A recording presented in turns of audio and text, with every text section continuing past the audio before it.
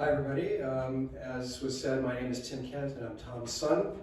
And from the bottom of our hearts, we thank you for being here, especially to those who've traveled from some distance to be here, and also to those who are joining us remotely online. And I know my dad would have been very touched and humbled to know that you've come to remember him today. The way we're going to do this, I'm going to speak for a while, probably way too long. And then we're going to do a little video photo montage of things from Tom's life. And then Cindy Atkinson is going to come up and speak. And Cindy has known my dad her whole life and is a neighbor. So that's the plan. And then afterwards, as we said, we're going to continue. And after she speaks, I'm going to come back up and say a few more things to wrap it up. My dad had over 400 neckties. I know this because I once counted them. I was curious because it sure seemed like he had a lot of ties. In the top drawer of his dresser, he had striped ties, all kinds of diagonally striped traditional ties, narrow and wide stripes, with various color combinations. In the second drawer, below that, were patterned ties, foulards, paisleys, ties with little dots, or little birds, or little tennis rackets, or things like that. In these two drawers, along with a tie rack mounted to the wall, he kept the ties that were in his current rotation.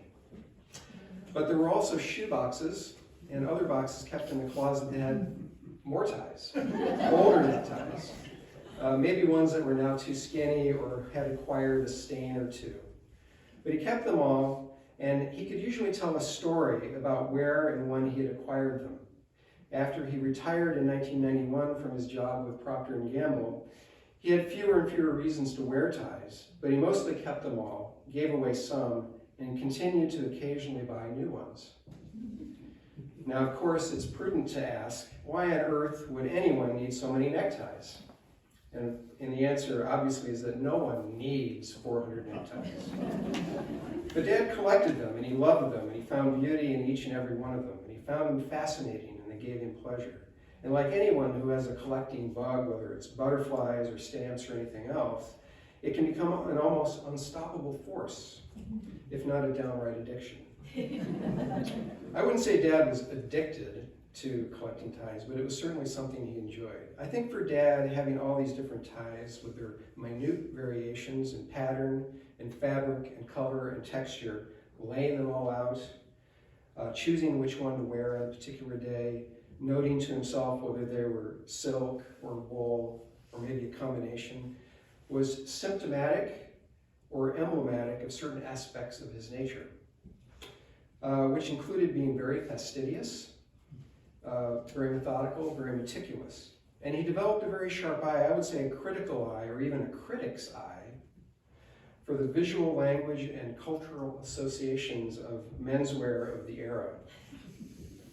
Even though he did not know a great deal about architecture and design, which are my fields, I like to think that his critical eye and his meticulous eye for detail were passed on to me, which are traits that are so important in what I do. The ties that he liked fell into a certain style and range and were part of a larger vocabulary of clothing that we might today call traditional, like wolf suits and tweed jackets, khaki pants and polished wingtip shoes. Dad became interested in these things in the 1950s. His interest in clothing and neckties was partly nurtured by those times in the 1950s when men of a certain stature presented themselves in a certain way. And Dad aspired to that. And his fastidious and meticulous attention to detail could be seen everywhere around him. He was usually very well organized and neat. He kept his desk neat. He kept meticulous financial records. He kept his hair neat and his shoes polished. In his closet, he organized his shirts by color and type, always folded in boxes from the dry cleaner.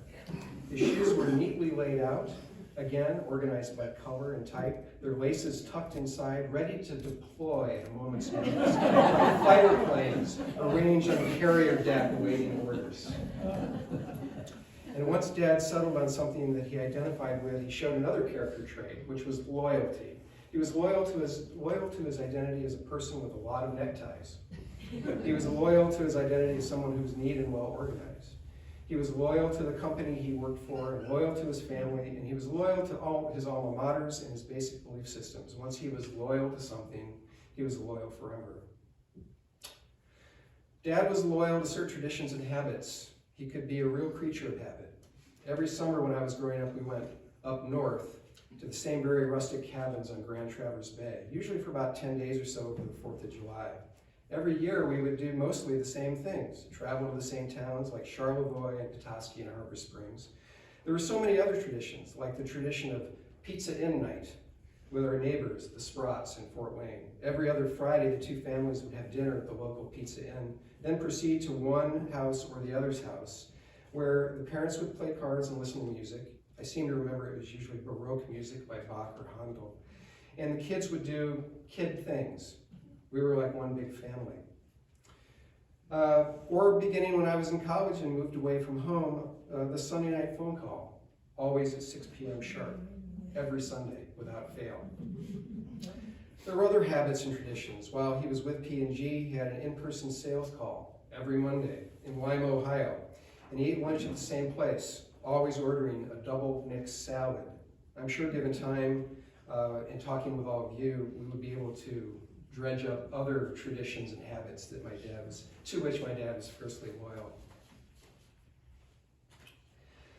Thomas Parkin Kent was born in Niles at Powhatan Hospital on November 15th, 1936. Being neat and tidy, he actually passed away in the same hospital. There probably aren't that many people that can say over an 80-plus year time period that they, that happened, that they born and died in the exact same hospital for such a long period. Tom's father, Clarence, was a bookkeeper who was born in Sherwood, Michigan in 1898. He later had an Oldsmobile dealership in Berrien Springs. Some of you may remember that. Tom's mother, Lita, was born Lita Boyer right here in Buchanan in 1900. In 1930, they bought the riverfront property that my parents still own, so the house and the property have been in the family now for 93 years. The original house, an American Gothic farmhouse, was built around 1871, and the property included an ice farm. You can Google that if you don't know what it is. Dad's brother, Arnold, but everyone knows him as Spud, was born in 1941, and Dad attended a one-room schoolhouse nearby. Dad talked often of his childhood growing up along the St. Joseph River. He would talk about how he learned to drive a car by the time he was 13 or 14, and would run errands for his father or chauffeur other kids to and from school. Can you imagine today entrusting the well-being of your child or grandchild to an underage driver to take him or her to school? It would be a huge scandal. Those were certainly simpler, more carefree times. At Buchanan High School, Dad played trombone in the marching band, and he seemed to be a pretty popular student. According to his yearbook, he was voted best dressed, which was not because he came from a family of substantial means, which he certainly did not, but probably because he had developed an interest in and an eye for clothes. And since, of course, people must have noticed this, consciously or maybe subconsciously, he made that part of his identity. This is maybe one explanation as to why he had 400 neckties. Besides his parents, he was mentored by others, including his uncle Hugo. Hugo Ock was a doctor in Kalamazoo who was married to his Aunt Barbara, his father's sister. Hugo had a lot of neckties and beautiful tweed sport coats, and he would occasionally give some of these to Dad, which became sort of a gateway drug and an introduction to the fine art of being an elegantly dressed man. At the very least, it gave him a head start on his budding collection. And Dad hung on to most of these, many of which are still in Dad's closet today. Dad graduated from Buchanan High School in 1954 and started at Michigan State University that same fall. He was still only 17 when he began college, having skipped a grade while at the one-room schoolhouse. He joined the fraternity Sigma Alpha Epsilon and made many lifelong friends there, some of whom he spoke with even in recent weeks. Dad graduated from Michigan State in 1958 with a degree in economics, although I don't know if he quite knew what he wanted to do with that. Anyway, there was time to think about it, knowing that he would be drafted into the armed forces upon graduation. In the fall of 1958, his father Clarence died suddenly, and Dad's start to military service was deferred so he could help the family settle his father's estate. He then began his time in the Army in 1959. I think this would be a good time to mention another aspect of Dad's personality. He could be a bit of a nonconformist. He didn't always follow the crowd or follow trends. Dad was very interested in music. He studied piano when he was a child, and as I mentioned previously, he played trombone in high school. He liked jazz, especially big band music, and he and his family would go into Chicago to see the big musicals of the era. And Dad loved the now classics of the time, such as Carousel and Oklahoma by Rodgers and Hammerstein. Another person who mentored Dad was a man named Lee Rowe, who had an insurance business in Buchanan and was a dear friend of the family. Lee had a huge collection of classical music records and was clearly an influence on Dad's musical taste. He told me that when he was in the Army, probably while he was stationed at Fort Sill in Oklahoma, he would go to the base library and check out classical music albums and bring them back to the barracks to play. Now, I don't know about you, but that just doesn't sound to me like the most G.I. Joe thing. You know, I had those little green army men when I was growing up, the little plastic kind when I was a kid, and they tended to be posed in these various combat positions, firing rifles or throwing grenades or launching mortars, but I don't ever remember seeing one of these little plastic men that showed a soldier seated next to a record player, score in hand, deeply contemplating the dynamic relationship between the strings and woodwinds. That brings to mind another story, another nonconformist story about Dad. While he was working for Procter & Gamble, his sales team would pose for an annual group photo. The first several of these, taken beginning in the early 1960s, showed a group of 20 or so men. And of course, at that time, they would all be men. Women did not begin to show up in these photos until the 70s and early 80s. But these men would be more or less dressed identically in dark blue or charcoal gray suits, button-down shirts, conservative dark ties, short, neatly trimmed hair, and well-polished wingtip shoes. This was the uniform of corporate America, and Dad loved it. He loved that uniform. It represented everything in terms of the aesthetic values he'd already been investing in since he was much younger. It was perfect. But then time marched on. By the late 1960s, the look was pretty much the same despite some shifts in popular culture to the hippie era, flower power, and rock music. By the early 1970s, the group photos started to reflect the times. Slightly wider jacket lapels and wider neckties with weird patterns, longer hair. Dad, he still looked the same. You could probably see where this is going. By about 1975, the group photo had become an absolute riot of ridiculously wide lapels, and big fat ties, and much longer hair. Not shoulder length, remember this is still corporate America, but big giant bushy sideburns and mustaches and bell bottoms and mood rings and even, gasp, polyester leisure suits. But in the same photo, standing defiantly in the back was Dad. Conservative dark blue or charcoal gray suit, button-down shirt, dark conservative tie, short, neatly cropped hair, well-polished wingtip shoes. And of course, as the 70s faded into the 80s, the fashion pendulum swung the other way, and preppy became all the rage. Suddenly, Dad was very hip again. And in the final series of group photos, there were all the men dressed in dark suits and ties, button-down shirts, shorter hair, dark shoes. The women were dressed in their versions of the conservative corporate uniform, and Dad was the one who stuck with his aesthetic values, not swayed by the fickle winds of fashion and taste. I don't think it was because he was so much conservative, per se, but it was more about staying loyal to certain aesthetic values and particular style he agreed and loved. He was resistant to things that were trendy if he didn't like the trend. And in the end, he turned out to be more right than wrong about what looked timeless. When Dad was discharged from the Army, he was recruited to join Procter & Gamble and by a fraternity brother named Ken James. Dad became, as a former colleague put it last week, a true P&G'er. He was very committed and serious about his career with the company. He felt strongly that P&G products were best in class. He believed in these products, And I'm sure his enthusiasm translated in helping the various products he sold see increases in market share in the region. Tom was specifically responsible for the sales of bar soap, including iconic brands like Ivory and Safeguard, as well as household cleaning products like Mr. Clean, among others. To Dad, these were obviously the best products in their class and clearly better than those from inferior competitors. Dad's job involved being a conduit between the company and the wholesalers and grocers who sold the products, and he was always involved in new product rollouts, and he was also involved in determining where these products would be placed on store shelves. Technically, they want to be kind of at eye level or a little below, not on the bottom shelf. That's what I've heard. Dad technically worked from home, placing him way ahead of today's current work from home trend. His office was in the den of our house, and he didn't go to a specific office every day.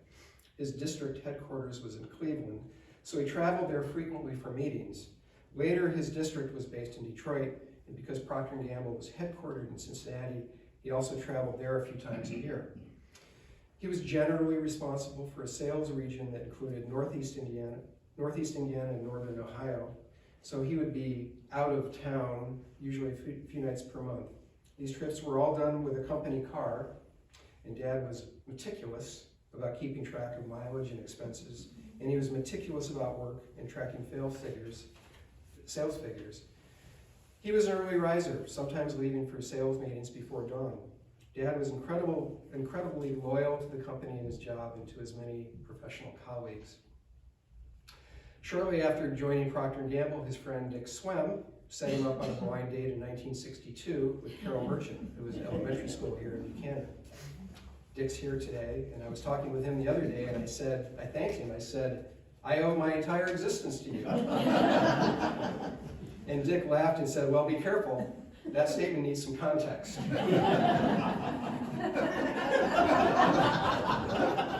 But Chris and I are grateful to Dick for having introduced my parents to one another. My parents married in my mother's hometown, Jonesville, Michigan, on June 22nd, 1963. Exactly 9 months and 7 days later, I was born, March 1964.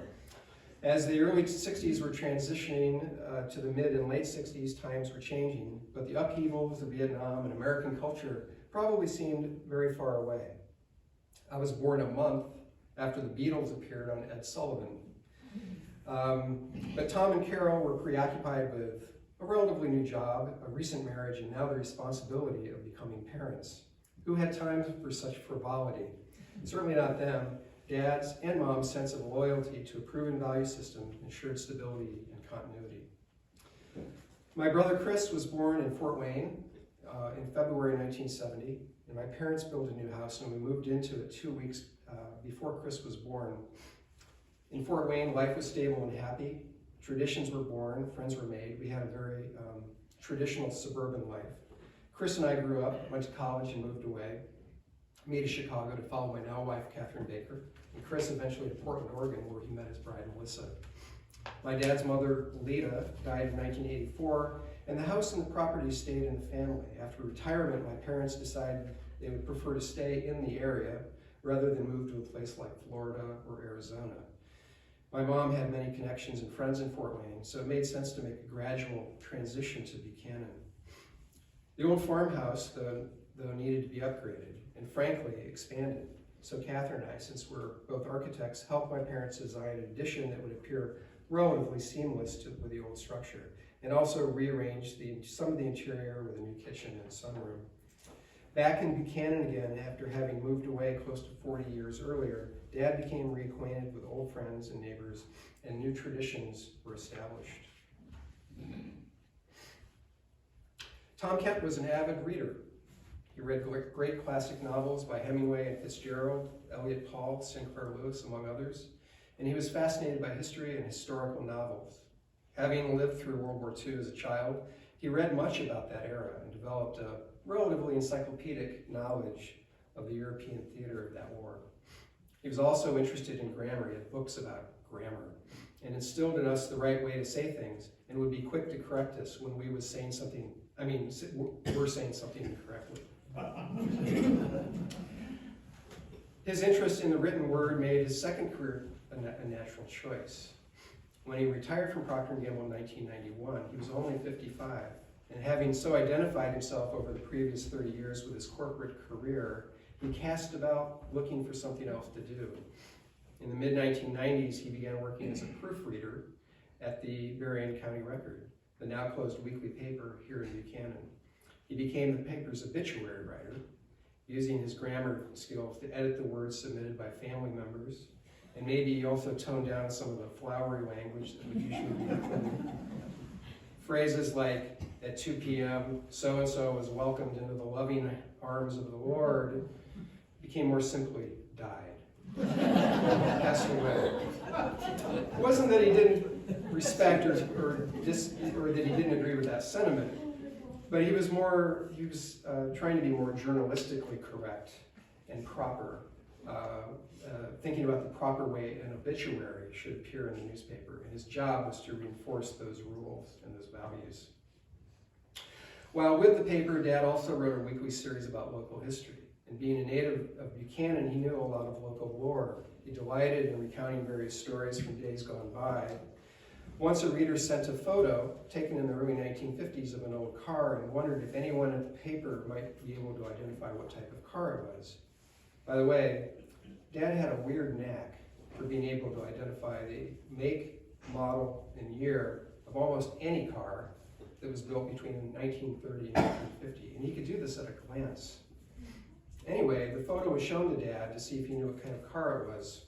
He said, not only can I tell you what kind of car it is, I can tell you who's driving the car. Me. My dad. And it was true. It was clearly Tom Kent driving that car, probably at around 16 years old, wearing a white t-shirt, looking very James Dean. He wasn't even looking at the camera, and we don't think he even knew that the photo was being taken. Cars were a real passion, and while he didn't collect cars, he loved looking at them and cataloged and probably collected them in his mind. One of his prized possessions, though, was a 1960 MGA, an English convertible, and he bought that car in 1978. It was not in great shape, and over the next dozen years or so, the car was slowly brought back to mint condition. It wasn't practical, but he loved tooling around in it. And he had other things that he liked to collect a little bit. He had multiple pairs of eyeglasses. He had multiple wristwatches, especially Swatch watches that he loved. So he was a bit of a collector. Now I know where I get that kind of thing. In addition, let's talk about music a little bit. In addition to playing trombone in high school, as I mentioned, Dad also took piano lessons as a child, as I mentioned. And there was a piano in the house. And Dad was serious enough about playing it that it became a lifelong avocation.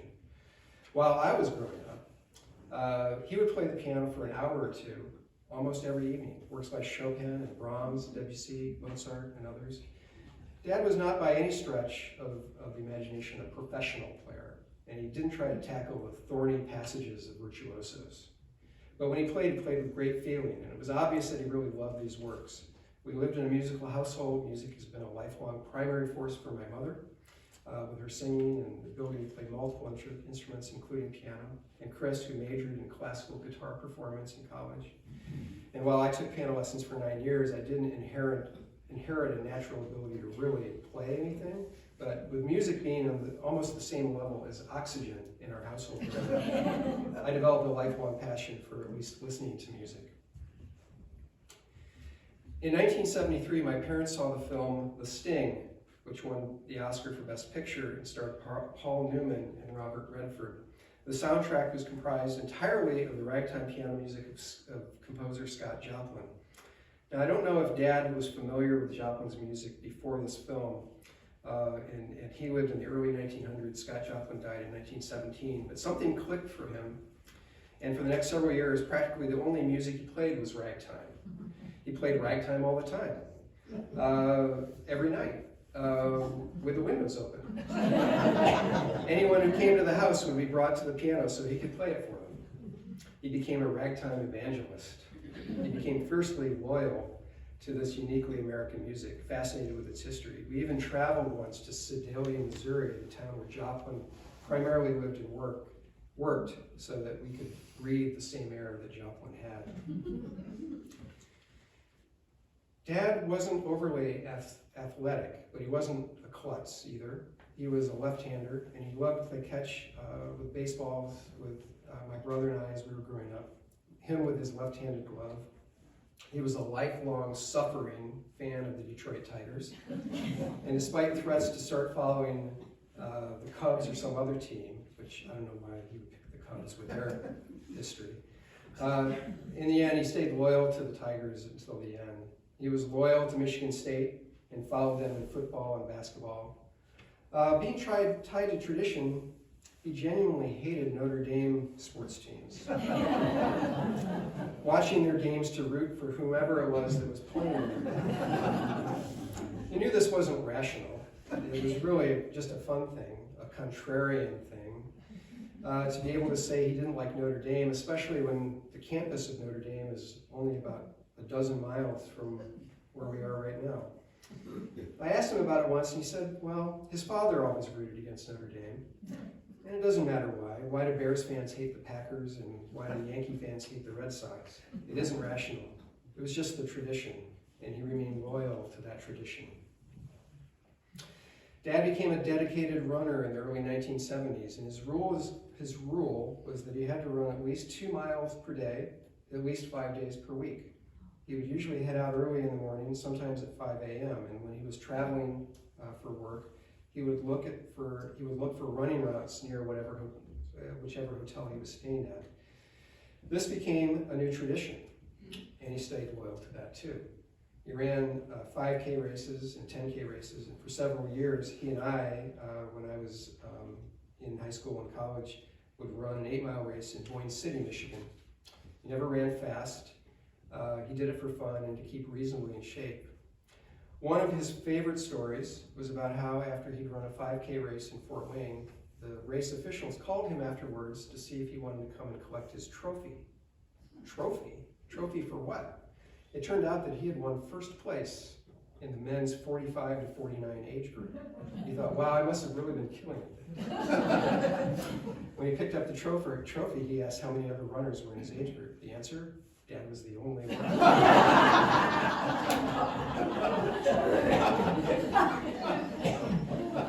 He loved that story. Which leads to another aspect of Dad's personality. He was a genuinely funny guy. Sometimes funny ha-ha, but sometimes also funny strange or obscure or abstract. And his humor was frequently very dry. He didn't really tell jokes, but he found great humor in weird coincidences or in the funny names that he collected.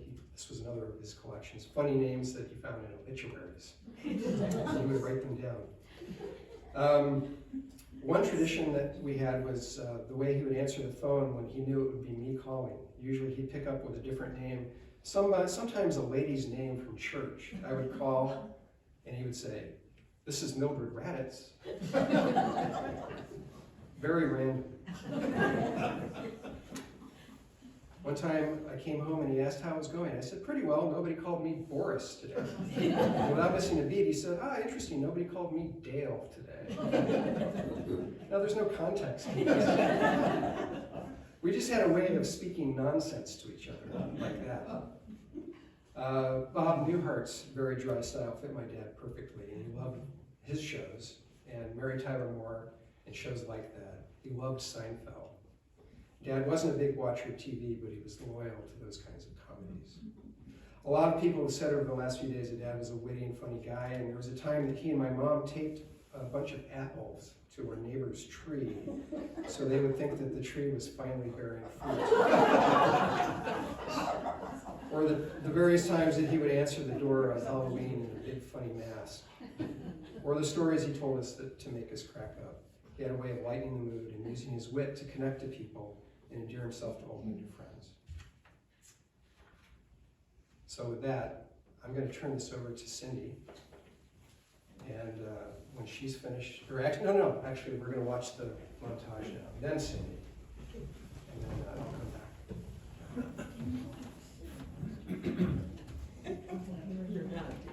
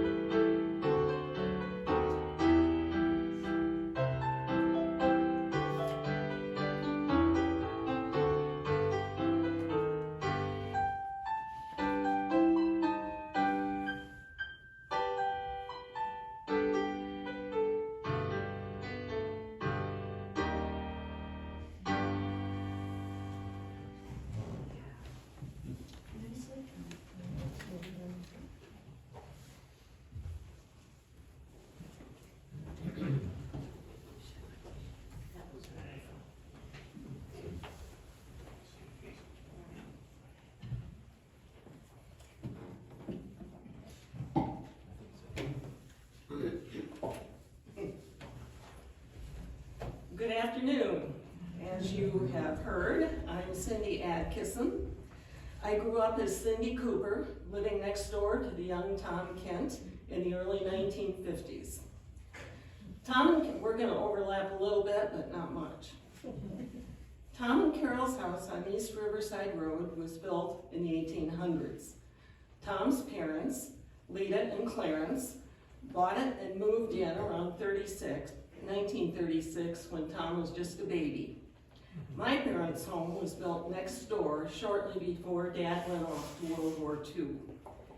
No one then seems to have known or mentioned that the properties along the road, at least from the Kents to the old bridge across the river, were once part of the paper village of Benton, which was platted in the 1830s by some land speculators. It never took off. It physically survives only as copies of plats and some of the property descriptions, and a small cemetery that is now overgrown near Padnos on Walton Road, and in another way that I will mention later. My parents, Ruth and Harry Cooper, and Lita and Clarence became good friends. When Tom's dad died in November 1958, my brother, born a month later, was named Kent in his honor. The Kents and the Coopers also became part of a group of neighbors who called themselves the River Rats. They liked to socialize and got together often, kids included, so Tom was likely part of those get-togethers. A River Rat kid, some of them played instruments, and they even had a song. A River Rat kid, Jim Converse, sent me the lyrics, and it goes like this. I don't know the tune, but it sounds like a rap song to me. Oh, I am a rat, just a river rat, and you can't take the river from me. I live by the river above the dam. I drink with my friends, and I don't give a damn. Oh, I am a rat, just a river rat, and you can't take the river from me. Jim said the kids would change the word drink to play when they sang it, and that Jim, Tom, and Wally Shermer always called themselves River Rats. Our road was a magical place for the River Rats kids to grow up in the 40s and 50s. It was a dirt road with not many houses and little traffic. It was along the river and surrounded by farms. A kid could ride bikes all day, go up and down the road to play with friends, and not come home until dark. The boys liked to play kick the can down the road, and kids would go to Shermer's or the old church camp to swim in their pools. Like Tom, many of those kids came back to live on the road and are still here today. Tom was quite a bit older than I, so I have few childhood memories of him. However, Jim Converse told me that lacking cigarettes, Tom taught him to smoke corn silk and grapevines.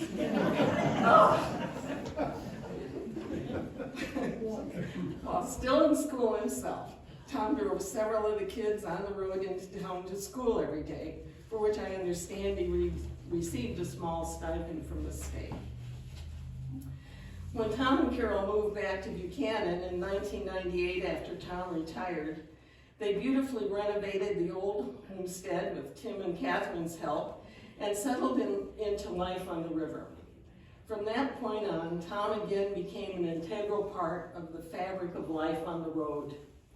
For years, just before Christmas, Tom and Carol helped host the annual Riverwalk, a progressive party, along with the Converses and Bryants. It was a wonderful tradition where the old guard on the road and other friends could get together and laugh, eat, reminisce, and enjoy judicious amounts of Lynn Vervail and Bryant's homemade Baileys. Tom shone in those moments because he had a phenomenal memory for details about people, places, and events around town. When he would start talking about some person or past event with neighbors like Lynn or Dave Penwell, the rest of us would just shake our heads in awe at what they could remember. Tom was an avid reader and historian. He was exposed to a lot of local lore in his work with the Berrien County Record. Through that, Tom uncovered the story of the long-lost village of Benton. He shared the story with those of us whose properties are between the Kent House and the Old Bridge, and we all enthusiastically signed on to Benton's imaginary rebirth. Tom was immediately named Benton's honorary sheriff, a post he assumed gladly.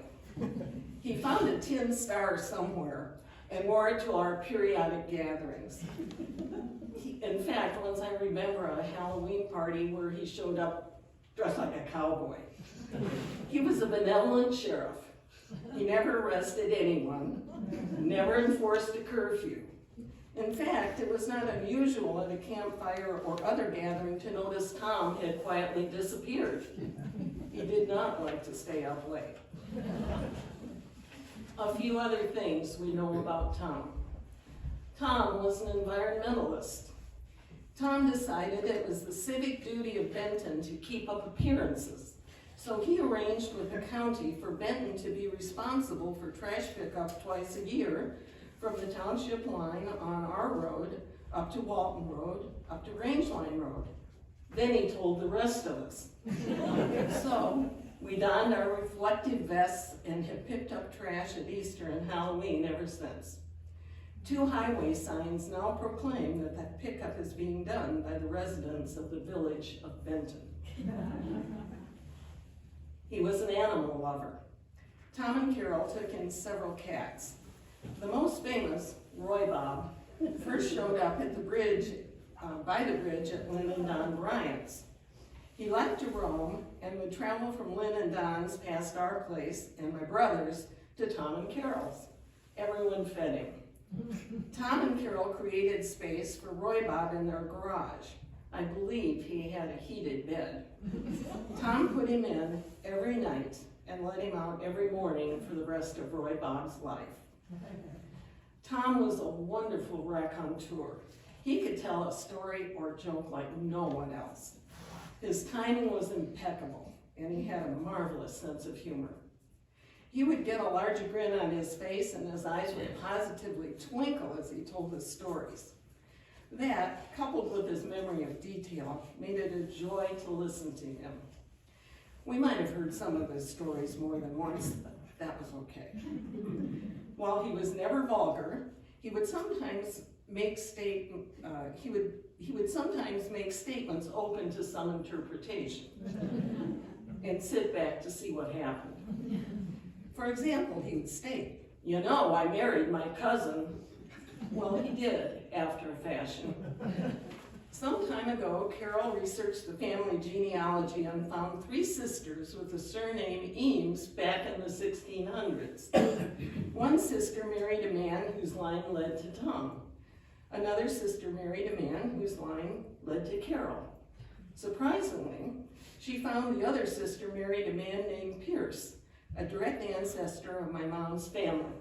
So, Tom and Carol, my brother and my Pierce cousins are all cousins several hundred years removed. Tom was a poet and musician. The Benton twice-yearly trash pickup led to Easter, Halloween, Thanksgiving, and Christmas get-togethers. Tom loved the very ugly rubber rat that Lynn and Don put on the table at Halloween next to him. He would squeeze its foot and it would spout funny sayings. These were warm and wonderful gatherings. Over the years, Tom and Carol crafted 17 clever songs using traditional Christmas carols to chronicle the past year's events on the road. Here's an example to the tune of Jingle Bells. The reference to Glenn Farkless is a Scotch that Tom occasionally enjoyed. Imagine starting it dashing through the snow. Dashing up the road, our vests prevent a crash. By the fields we go, picking up the trash. Bells on Bob, Roy Bob ring, Glenn Farkless spirits bright.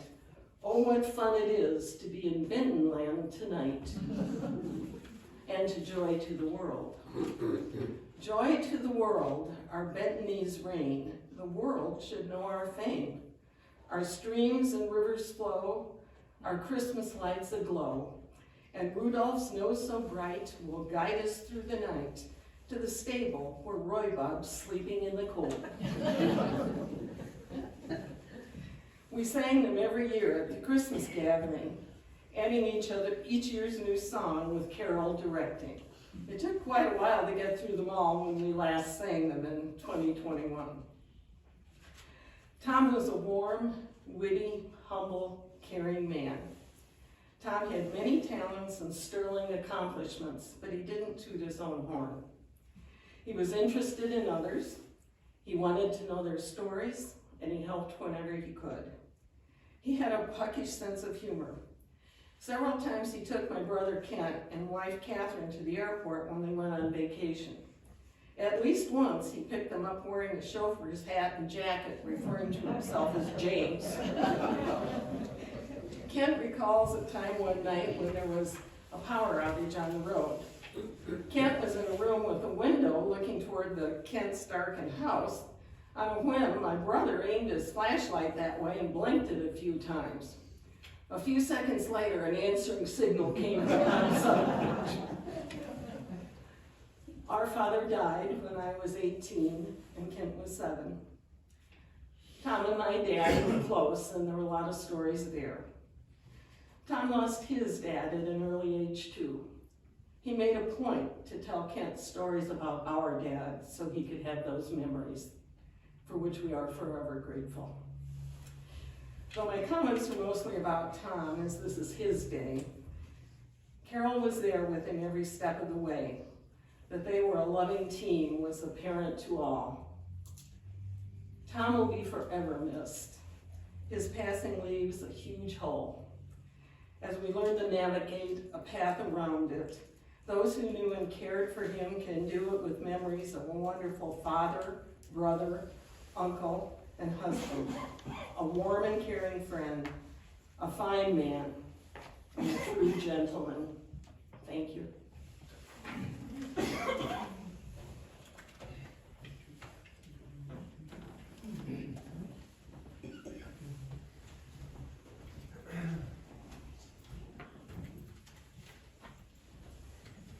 Thank you, Cindy, so much.